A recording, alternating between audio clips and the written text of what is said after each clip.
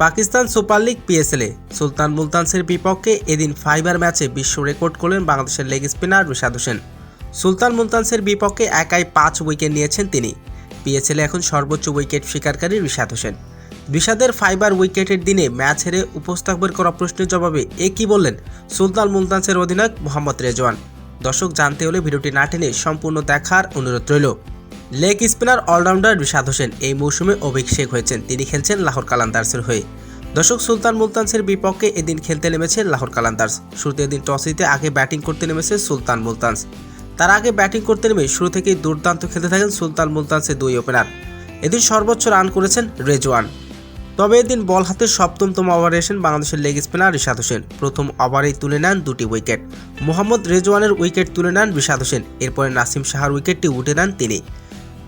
রিশাদের বিধ্বংসী বোলিংয়ে এদিন একের পর এক উইকেট হারাতে থাকে সুলতান মুলতানস।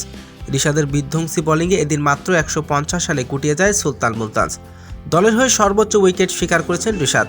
রিশাদ এদিন কেবল 3 ওভার বল করে 15 রান দিয়ে নিয়েছেন 5টি উইকেট। সুলতান মুলতানসের বিপক্ষে এদিন সর্বোচ্চ উইকেটের রেকর্ড গড়লেন রিশাদ। আর এখন পিএসএল এর সর্বোচ্চ উইকেটের রেকর্ড রিশাদের। তো দর্শক, রিশাদের এমন বিধ্বংসী বোলিং এবং রেকর্ড করা বোলিং আপনার কেমন লেগেছে? দর্শক, জানিয়ে দিন আপনার মূল্যবান মতামতটি কমেন্ট বক্সে।